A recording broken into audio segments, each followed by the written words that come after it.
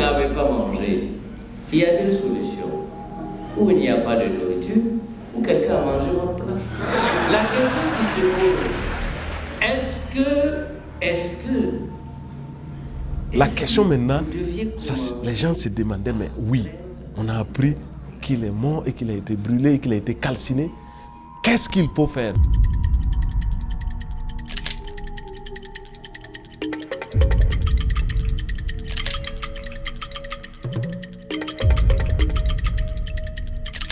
Ils étaient des étudiants, des scolaires à être aux avant-postes de la lutte contre l'impunité aux premières heures de l'assassinat de Norbert Zongo, il y a de cela 14 ans. Aujourd'hui, ils reviennent sur leur vie de lutte, de combat, de quête de justice. C'était déjà sur le campus de l'université de Ouagadougou. D'abord, information sur l'assassinat de Norbert Zongo autour du 14 décembre qui a jailli. Mais il faut dire que l'assassinat, ça a eu lieu le 13, mais le 14 décembre, en fait, dans toute la société, à Ouagadougou, dans les milieux scolaires, dans les établissements, à l'université, les étudiants ont commencé à avoir l'information. Et donc, sur place, c'était la colère. Qu'est-ce qu'il faut faire? On n'a pas pu la mort très rapidement à Bogo comme ça. Je revenais du campus, je suis allé dans la cité universitaire voir des amis, ils m'ont dit, ben, tiens, que ton ami est décédé. Et tout de suite, j'ai pensé à Norbert Zongo. J'ai dit, mais quel ami que Norbert Zongo? Il dit, ben, donc on l'a assassiné. Et les délégués nous ont sensibilisés sur le fait qu'il y avait eu des événements tragiques à Ouagadougou, l'assassinat d'un journaliste, et que partout à Tinkodo on manifestait, à Fada on manifestait, et chez nous à Kupela, bon, on était toujours dans le silence. Mais il fallait faire quelque chose. C'est ainsi que le monde scolaire de la ville de Kupela va quitter les classes pour tenir tête à la compagnie républicaine de sécurité venue de Ouagadougou pour stopper les manifestations. Ils l'ont tué, ce monsieur qui est notre référent, qui est notre repère, qui donne l'information, qui travaille sur la conscience de la jeunesse, qui développe les questions de liberté, mais qui défend aussi les luttes menées par les étudiants, les élèves et les travailleurs à travers son journal qu'est l'Indépendant. Donc, forcément, c'était d'abord un choc, mais on n'est pas resté à l'état de choc. La question c'était, on fait quoi? Et à partir du 15 décembre, tout de suite, les étudiants dans leur lieu généralement symbolique qu'est le terrain d'abord, voilà, tout le monde voulait se rendre au terrain d'abord pour un message quelconque qui viendrait de quelque part. Tout de suite, la première marche du collectif a démarré du campus terrain d'abord Boukari pour aller jusqu'au domicile de Norbert.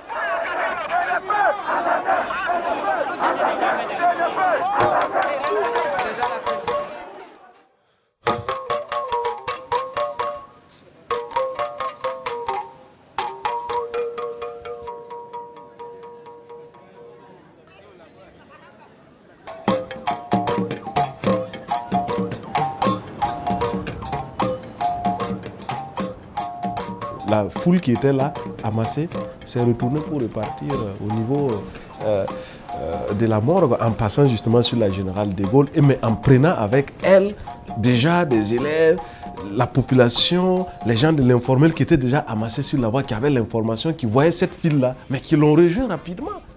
La question maintenant, les gens se demandaient, mais oui, on a appris qu'il est mort et qu'il a été brûlé et qu'il a été calciné. Qu'est-ce qu'il faut faire? Même de la mort, la même question revenait.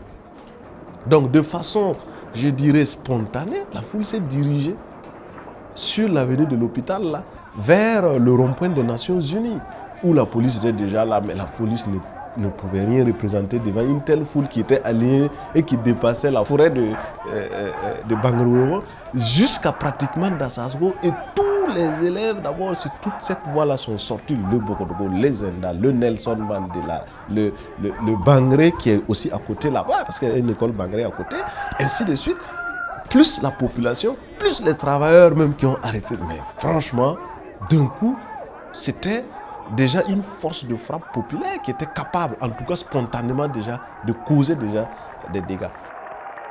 2 jours après cet ignoble crime, c'est l'enterrement et une fois de plus, les scolaires font une mobilisation générale.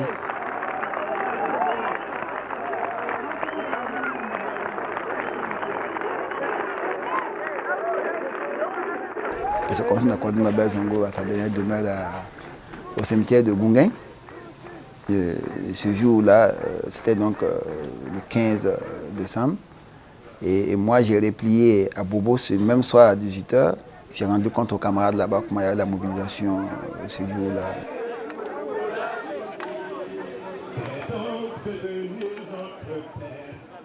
Et de plus en plus, on était sensibilisés sur la nature du régime. Bon, il y a quand même ce sentiment de justice, de soif de justice, cette colère, voilà, que ça entraînait en nous. Et on avait envie d'en découdre avec tout ce qui ressemblait au régime, ou, voilà, et protecteur de ce régime, le policier en face, le gendarme, etc.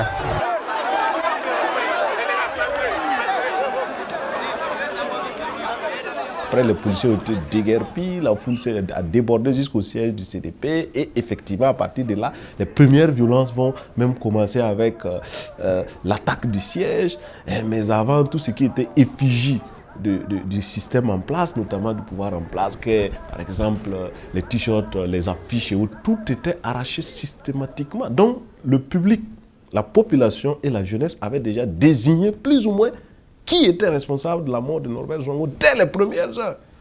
Il faut dire que Norbert Zongo, c'était une personne qui était très bien aimée dans le milieu estudiantin et même scolaire, puisqu'il y avait ses conférences qu'il animait, son journal qui était vraiment bien lu. Donc ça a trop touché. Et surtout les questions qu'il traitait, ça fait qu'on s'est dit non, écoute, ça peut être un accident. Et comme lui, il avait dit, même si lui il venait à mourir, il ne faut pas qu'il y ait un deuxième cadavre. Donc nous avons dit, mais écoute, il faut qu'effectivement, à tous les niveaux, nous puissions nous lever. Voilà pourquoi justement les scolaires, entre les premiers, effectivement, à se lever. Et les autres ont trouvé que c'était quand même nécessaire qu'on organise cette lutte-là, à travers donc les MDHP et puis la CETB, où également Norbert Zongo a animé beaucoup de conférences.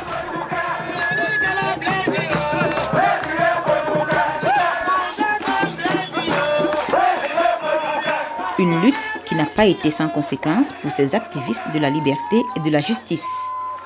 Traqués chez eux, à l'école et partout par les tenants du pouvoir de la 4e République, ils ont tenu contre l'oppression pour réclamer le jugement des auteurs de cet odieux crime.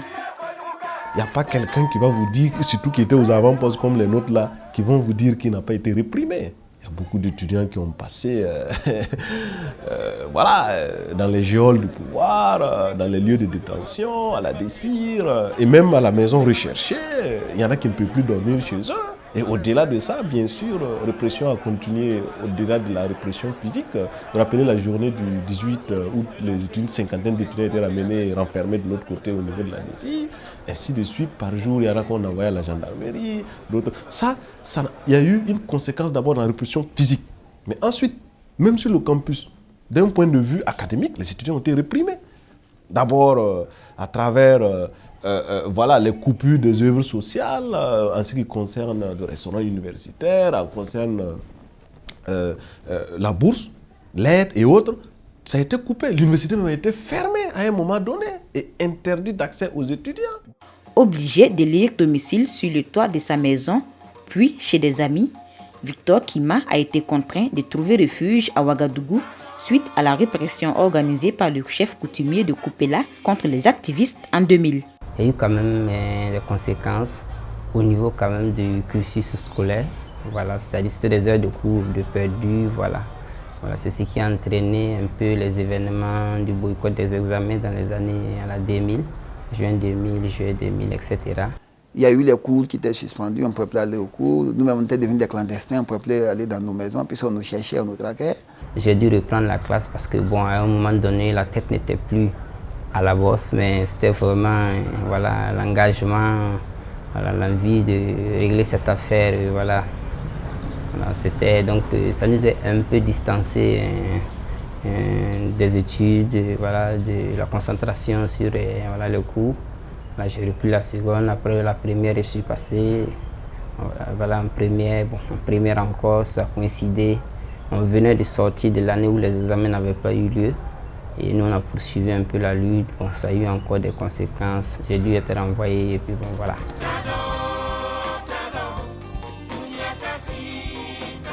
Il faut dire que la conséquence que je peux noter, c'est qu'elle a été positive parce qu'on a pris conscience. On s'est dit à un moment donné, mais écoutez, à quoi sert de vivre si on n'est pas en sécurité? À quoi sert d'avoir un emploi si on n'est pas en sécurité? Et toujours on est inquiété. Bien vrai qu'il y a eu des morts après ça, parce qu'il y a eu des effets collatéraux. Il y a eu le décès de l'élève Nébier, Flavien. Et il y a eu des personnes aussi qui ont perdu des biens saccagés et tout ça, des véhicules de suite. Mais du point de vue donc, de l'éveil de conscience, là, c'est quand même quelque chose de positif qu'on peut noter. Il n'y a pas eu que conséquences répression, mais il y a eu aussi, j'allais dire, une sorte d'acquis au plan démocratique et politique au niveau de la jeunesse. Parce que quand on dit, d'abord, cette expérience a mené chacun à exercer le courage et à travailler, à avoir le courage et raffermir son engagement même en tant que militant. Au-delà de tout, la lutte autour de l'assassinat de Norbert Zongo a donné un souffle nouveau à la jeunesse burkinabé dans sa quête de justice et celle de la promotion des libertés individuelles et collectives. Droit Libre TV, la web télé 100% droits humains, 100% liberté d'expression.